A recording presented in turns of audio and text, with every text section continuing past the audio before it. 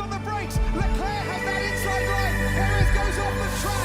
Comes to chicane. Off goes Leclerc. Through goes Hamilton. Unbelievable stuff.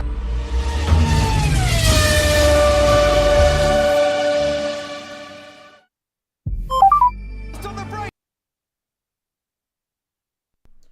This is Solo P1. Welcome to the F1 weekend, the final weekend of the F1 season.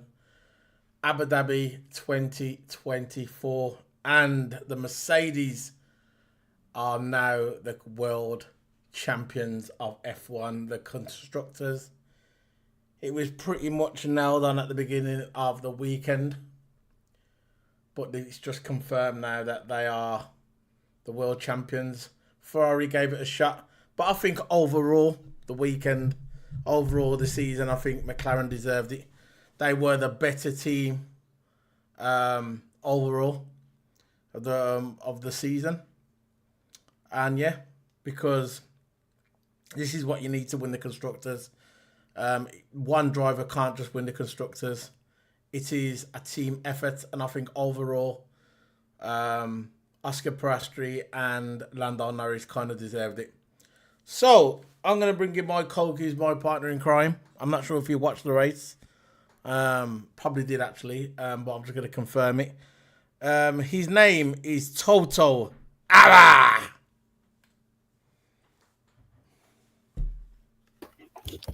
Big up Toto. Yeah, I was just saying basically, this is the end of the season now for Formula One. We're gonna kind of wrap it up today, the F1 season. Obviously, we got some debriefs coming, but only one or two. But we're gonna put them out down the road. But this is the final review of the year, and you know what? It seems like it's just come and gone. It seems like it's quite fast. This season. I know we had 24 races, the record number of races in one season, but they've just come just like that, and now they've gone. Now we're just going to be stuck with football, and I'll probably get bored of that after a while as well. So, Yeah. So how you been then, Toto? Yeah, I've been feeling well, man. Just been, because Formula One season just ended, Yeah. just recapping, the season. And to be fair, it was a decent season, not the best, but I think it was a decent season. I think when it come to more halfway through the season, Yeah. I think that's when it got better between Norris and Max. Yeah. And they were more back with each other. But yeah, it was an up and down season for me. I think mid-season is where all the action happened. Yeah. But I'm feeling well, and yeah. Yeah, I tend to agree with you. I think at the beginning, I wouldn't say it was the best season we watched, not even in the top 5, but I think at the beginning it was a bit boring because when Max Verstappen started winning at the beginning, we all thought that was the indication of, we're going to get another season where Red Bull dominates. But it was when it got to Silverstone when it all changed. It was just before Silverstone, actually, when you could see actually the emergence of McLaren. You could see that there was something in that car that maybe this is the car to challenge Red Bull. And as the season progressed, we could see that it was. Some people say we left it too late, McLaren. Some people say maybe should have gave team orders a little bit earlier. But whatever happens, we know after what we saw this year that next season is going to be even more closer, and it's going to be an exciting season to wrap off the regulations, the worst regulations in F1 history, the ground effect. It has to be said. So, before we start getting into the review of the Abu Dhabi weekend, what were your thoughts on the year, really, for Formula One? What were your standout moments? Or if you want me to go first, it's up to you. No, I don't really think out of standout moment. Look, out of the whole season, right? I think the whole season, like I said, mid-season it was more battling. I think this season it was more strategy-based. I think this season I was more focused on the strategy compared to like last season with the battles and that. Yeah. Of course, battles, but they were usually more in the midfield. Midfield, like the lowest table. Yeah. But what I'm saying is that it was more strategy based, and I think teams had to get the strategy right. Like McLaren, like all those teams, like standout moments for me, of course, that McLaren thing between Norris and Piastri, where when they had that papaya rules kind of thing, is where that. Oh I no, think that were papaya rules. That name it. I know That name's annoying. Yeah, I reckon, Lando would have took that to the wire if the McLaren weren't messing around. Of course, they won the constructors, fair play to them. Yeah. They won the constructors. Forgot about the driver. Yeah. And it's look, of course, Lando's happy for winning the constructors for McLaren. Deep down, when Lando's at night or whatever, right? He might win that driver's title, and he could have had a shot because there was lots of points that he missed out on. Of course, there were a couple of him biting the starts, but of course, you've got to blame McLaren as well for the team orders for not getting their stuff in check in the beginning of the season. They couldn't get their stuff right. They couldn't organise. They couldn't prioritise their drivers. They're one of my standout moments. But even about like standout moments like battles and that, I don't think there were any really this season. It was more strategy and team orders. And between McLaren and Red Bull. So I reckon, in my opinion, if McLaren would have got the priorities straight, right, I reckon they would have won both. And like Red Bull weren't the strongest team at the time, but Max did just enough to finish ahead of Lando. He did just enough. All McLaren had to do is prioritise Lando first. If Piastri's in front, all we've got to say to Piastri, and look, we don't know how Piastri reacts yet. Yeah. But he's not chasing for the title.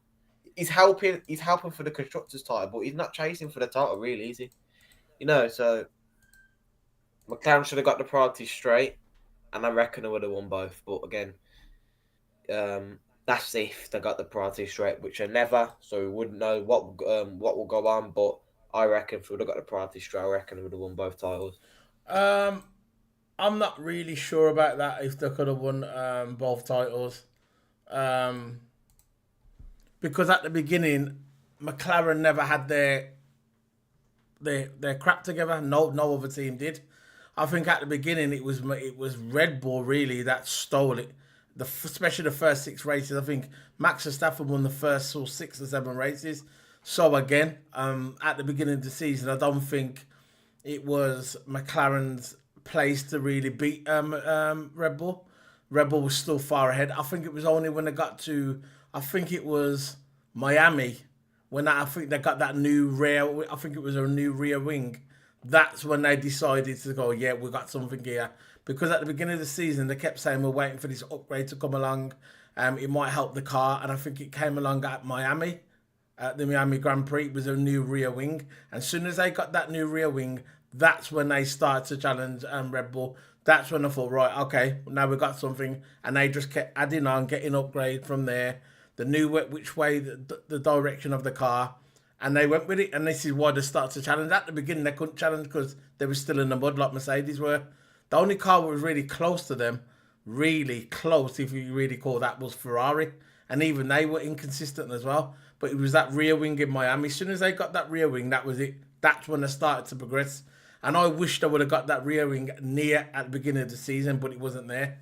But it is what it is. This is why I think when next season comes, we're going to see a different picture. We're going to see a 2013 season where at least 3 or 4 cars are all going to be on equal ground.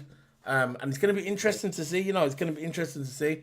I know the next season not come yet, but it's interesting to see. But for me, what I asked you about that outstanding moment, my outstanding moments this year was Lewis Hamilton at Silverstone.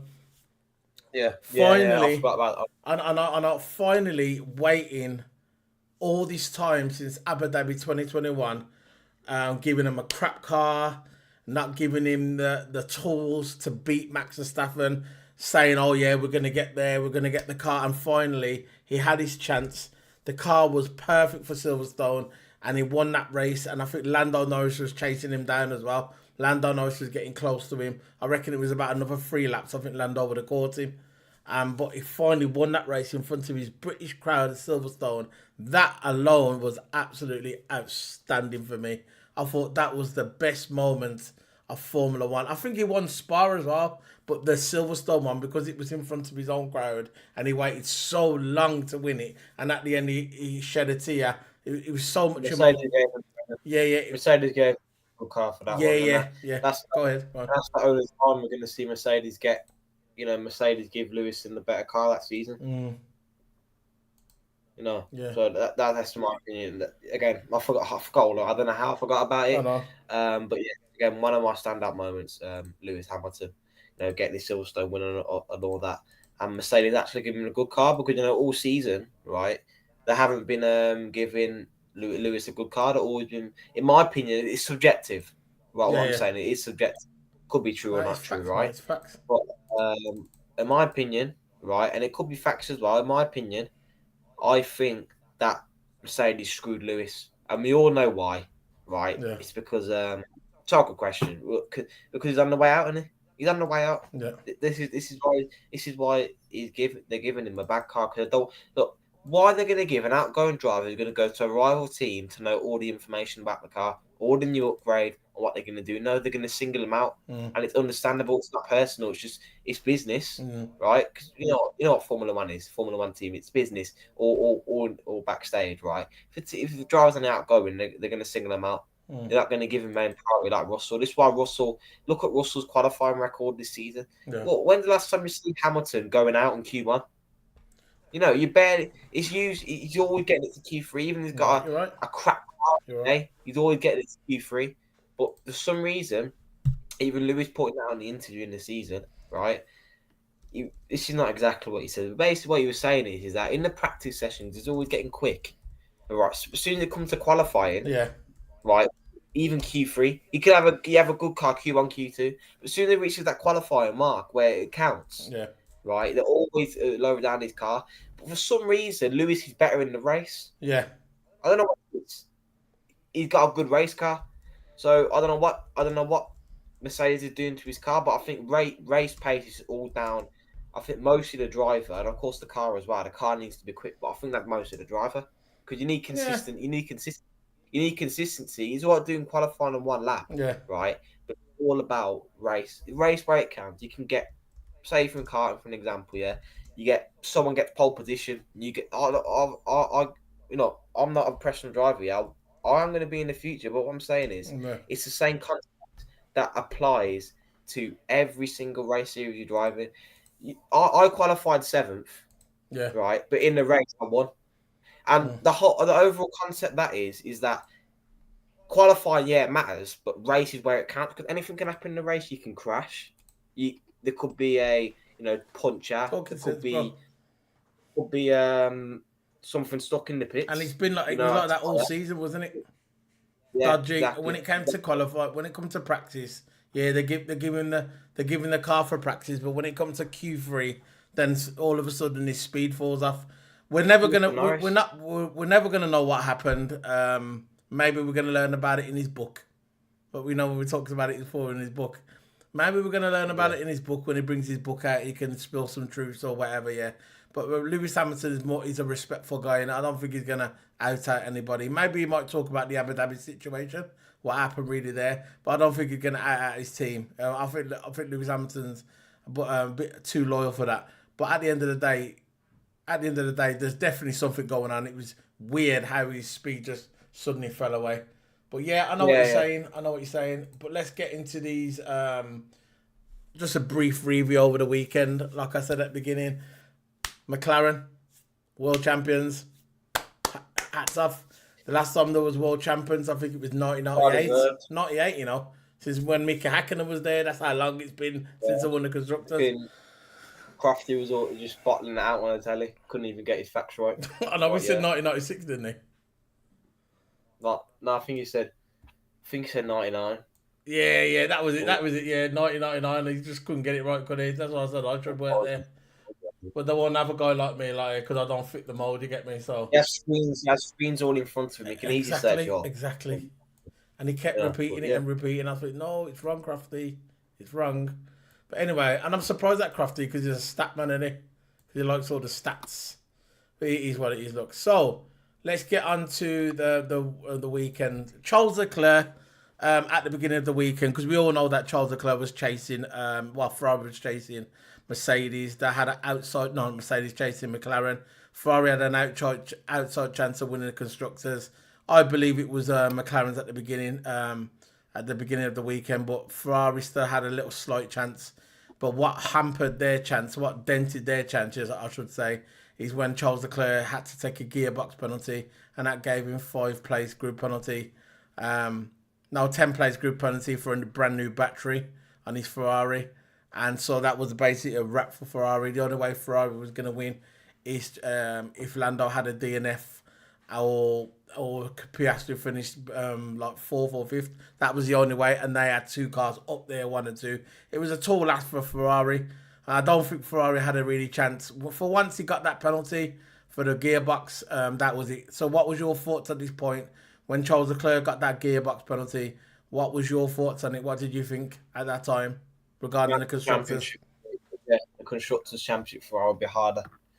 I thought Ferrari would come away with it. Yeah. Because I had a good car coming to the weekend, I had a good practice, and I had good, they gained a lot of points. Yeah. Ferrari did. I did. If you think about mid-season, Ferrari was nowhere, but then all of a sudden they got the crap together, and the car started looking good, and they took that all the way to the end of the race, and they got a good qualifying. Sainz is up there, right? I reckon they would have won. I reckon, right, if both Ferraris, was up there, I reckon they could have won the Constructors' title. Yeah. It would have been close.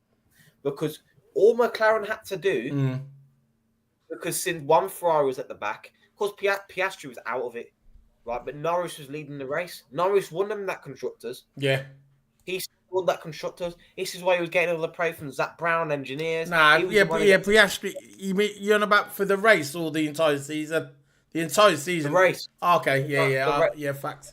Facts. Norris secured it. Piastri helped him during the whole season. Don't get me wrong. Yeah. But at Abu Dhabi, he secured it. Yeah. He put the icing on the cake. Facts. You're right. You're right.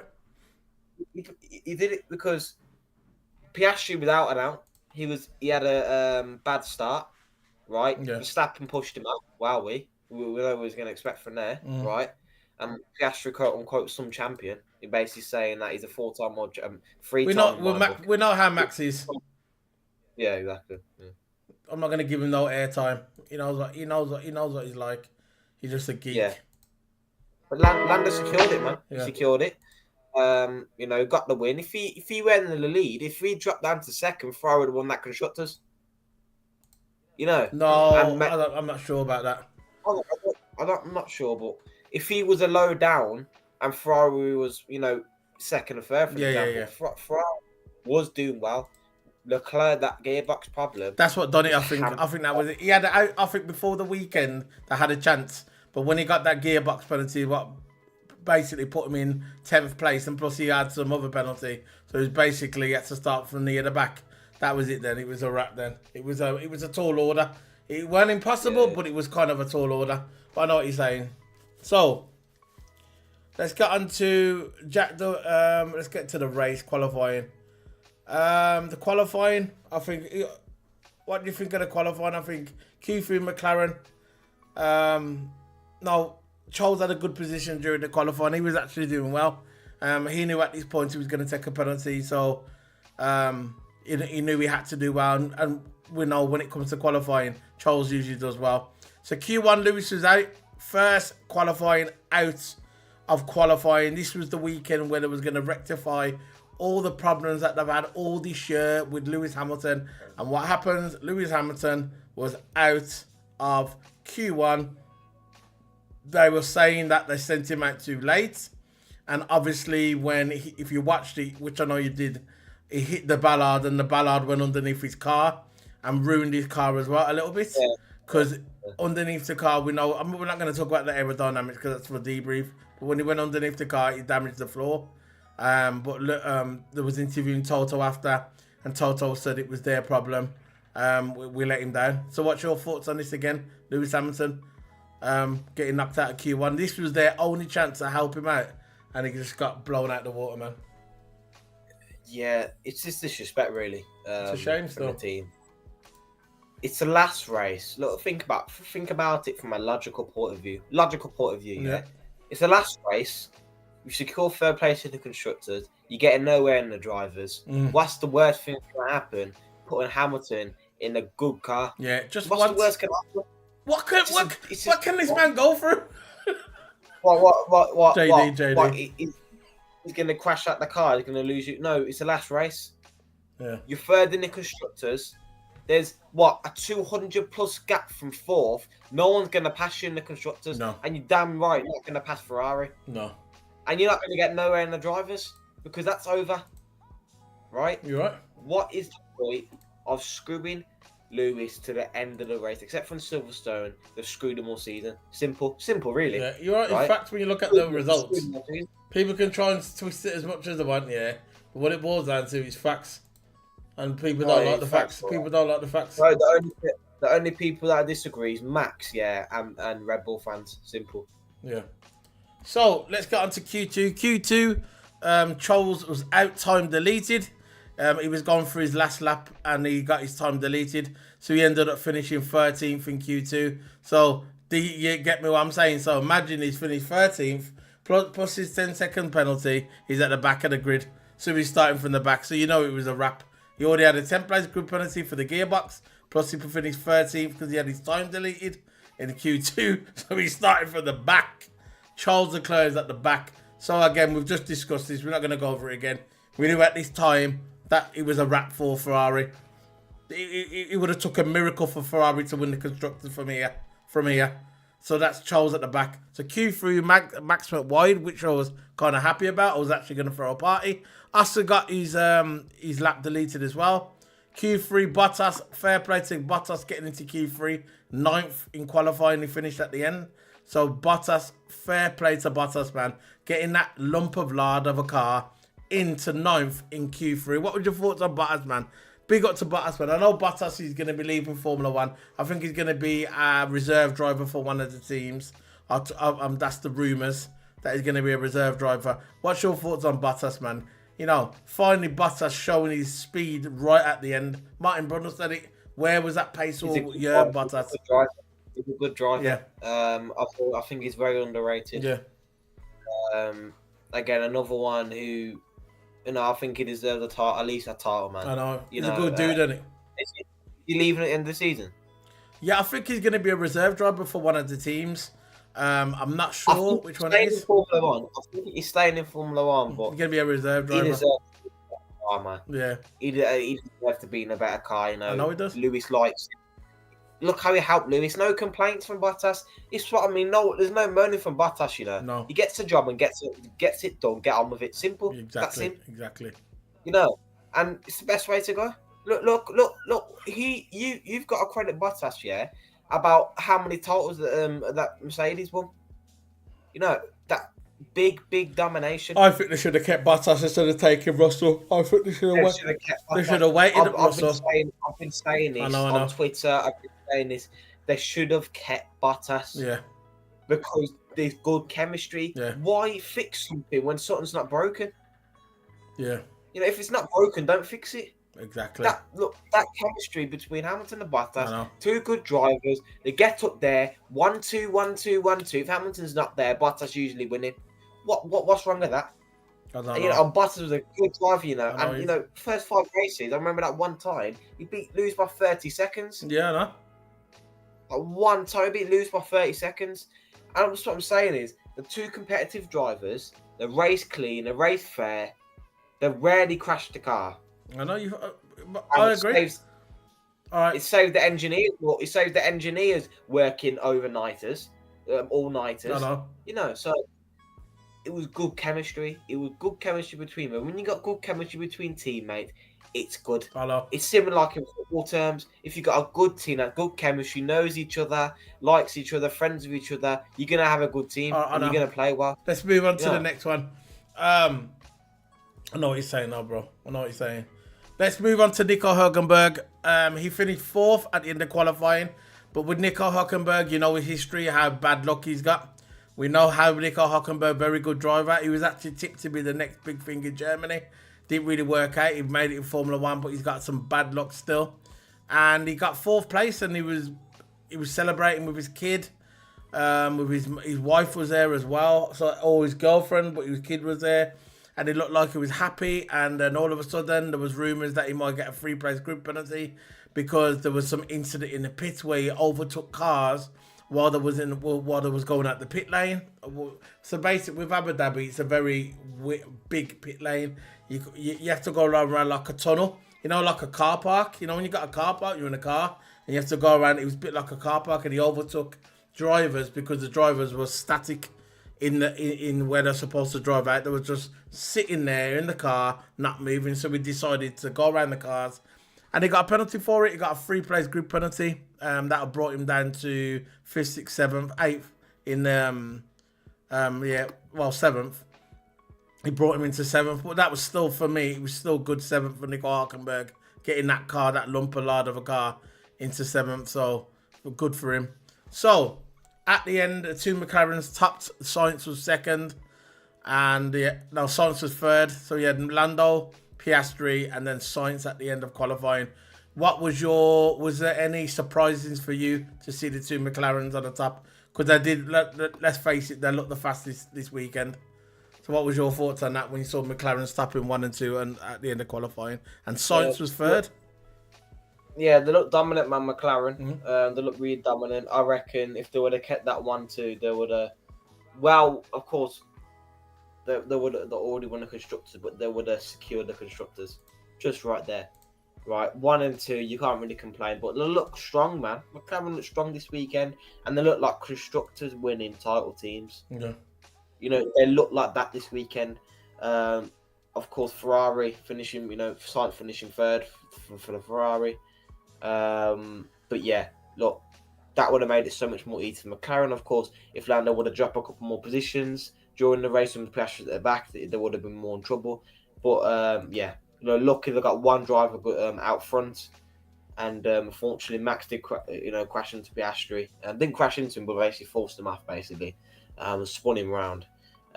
So yeah, but look, McLaren looked dominant, man. So that was it then. So the race starts. I'm just going to gloss over it very quickly. I'm not going to be too long on the race because we've talked enough, because I think there's a Barcelona that are playing now. Some other stuff will come on, so we're going to talk about this. And then we'll come back on the debrief just to finish it off in a couple of days. We'll do some pre-records and we'll put them up. But regarding the race, we know who won the race. It was Lando Norris. I'm happy for him as well. Max Verstappen got a 10-second time penalty at the beginning of the race when it starts. So the race day, Max hits Norris. Perez gets hit as well. And Max Verstappen gets a 10-second... No, it weren't Norris. It was actually Oscar Piastri. So Max Verstappen got a 10-second time penalty for Oscar Piastri hitting him. What was your thoughts on it? I know you just talked about it briefly, but what was your full thoughts on it when you saw him hit Oscar at the beginning? I knew something was going to happen. Yeah. First call, I knew it was going to be carnage, but Max was going to start it all, wasn't he? Yeah. He's world champion, right? He's got nothing to lose, really. Red Bull's going to get nowhere in the constructors because Perez got nowhere. So yeah, what is it? What else is there for Max to do? Max don't care. He's going to cause carnage. And if he crashes up Piastri, it will only hamper McLaren's chances, which is exactly what he wants. Yeah. He wants to hamper McLaren. He doesn't want. What would he want McLaren winning the title? I know. So that's that's basically my thought. Additional thoughts on it. That you can't drive clean, you can't drive fair, and you can't drive. It's useless. He's not one of the best board to wheels. No. That's another thing. Why do they keep saying this? Same old diatribe? Because that's what it is, diatribe. They keep saying Perez is better than him. I know he is. Exactly. I was just about to say that, I was just about to say that Perez is better when it comes to wheel to wheel. I just don't understand why they keep saying this diatribe of a man. This decrepit geek, Max Verstappen, why they keep saying, he's the best wheel-to-wheel driver around. No, he's not. He's not, because when he goes wheel-to-wheel, he crashes. The whole point of wheel-to-wheel, and this is a go-karter, the whole point of go-kart and the point of racing is when you go wheel-to-wheel, not to hit the other person. That's the whole point. You give them equal space. Exactly. You try and do it, and you give equal space, but the point is that you don't try and hit the person who you're trying to pass. You're supposed to pass them without hitting them, but also you have to respect their space, and they've got to respect your space. You've got to give them enough space, but it never happened. It got a 10-second time penalty, which is nothing really to Red Bull, because eventually they caught up a bit. lap 13, Charles was 5th place. So by lap 13, he got himself to 5th place. And big up to Charles. I think he at the beginning of the race, I think in 2-3 laps, he made up about 7 places. But by lap 13, he was in 5th place. So, he was trying. I think towards the end, I think Charles ran out of juice towards the end. What was your thoughts on Charles at the end? Yeah, I just thought that, on the radio, Leclerc says, if we keep on going like this, we'll win the Constructors' title, he said. And then, the engineer says, no, not at the moment. Yeah. He lost it. Yeah, after Leclerc gave up, he dropped away. He couldn't even bother even get close to Sainz. And Sainz couldn't really be bothered either, to be fair. Nah. He knew it was over. So, yeah, that's basically what Leclerc. But listen, Leclerc was still trying towards the end, but he knew he knew he was done. He was never going to get anywhere. When the engineer gave him the news, he says no, it's not going to happen, and he went F, and he swore. But what was the best thing is when Lewis Hamilton was chasing down Russell at the end. I thought Lewis was going to try and get into, because remember Lewis's first stint, he lasted long on them tyres, didn't it? And when he came into the hard tyres, I really thought he was going to catch up Russell towards the end. He was nearly there, nearly caught him up. It was so close, but it never happened. Now, he passed Russell, but I thought he was going to get into 3rd place to get to Sainz. Didn't happen. But it is what it is, isn't it? He tried his best. He ended up getting 4th place. He passed Russell right on the last corner to prove his points. Yeah, still got it. But they didn't really mention that on Sky because they like to cover that stuff up, It's all about Lazenby with his big, stupid little gums, laughing and going, egging on Max. You know what he's like. But anyway, yeah, at the end, the two McLaren boys won. 1 and 2, and Sainz got the 3rd place. So, yeah, that's how it finished. I think it was all right at the end when it finished. Lando, Carlos Sainz 2nd, Charles Leclerc 3rd. That's how it finished. So it was nice of Lando. He was on the top. 2nd was Carlos Sainz, his friend. And Charles Leclerc got the 3rd as well. But it was a shame Lewis Hamilton just couldn't get... He was 4 seconds behind Sainz in the end. But, he passed Russell on the last corner, which was cool. But you know what the geeks are going to say? Russell made him do it. He moved over, but he never passed him on the corner. How about that one? So, yeah. What's your final thoughts before we leave? Because the game's starting now. I'm going to stream it. What's your final thoughts? Final thoughts, I think, decent season, not the best, up and down. Yeah. Abu Dhabi, big up to Hamilton, man. Yeah. Going from 20th to 4th. What a race. Past Russell on one of the last laps as well. But yeah, absolutely amazing. Good weekend. Decent season. But yeah, that's me. Yep. Absolutely amazing. We're going to be back tomorrow or the day after. Not tomorrow, the Friday. We're going to do the debrief. We're going to talk about the strategy of Mercedes. Outside the strategy, we are going to be talking about the Lewis Hamilton one where he stayed on the hard. He stayed on his first hit because he was waiting for a safety car. And that was a smart move. Anyway, we'll talk about that. That'll be only like a 5-minute, 6-minute debrief. That'll go on the podcast. And that's it, really. Football this weekend. We'll do a play line up on Friday. And that's it, man. Or when do we play? Saturday? Saturday, yeah. Oh, yeah. So we're going to do the player lineup then. So we're going to try and fit it in. Anyway, yeah, we'll fit it in. We'll do it. No problem. So only play lineup's 5 minutes. Who cares? So, yeah, we're going to do all that. And then that'll be it. So let's sign off, man. See you later, guys. Big up, man. I forgot about the play lineup, didn't I? That's weird. And why do we have to play at 12:30 as well? That's another one. I think there's going to be a goal in a minute. Anyway, I'm going to head off. See you later, guys. I'm going to watch the Barcelona Champions League. Hamadi versus Barcelona Women's Champions League. Just started. 0-0 at the moment. And I'm going to be streaming that. So see you later, guys. Big up. Bye. On the brakes. Leclerc has that inside line. Perez goes off the track.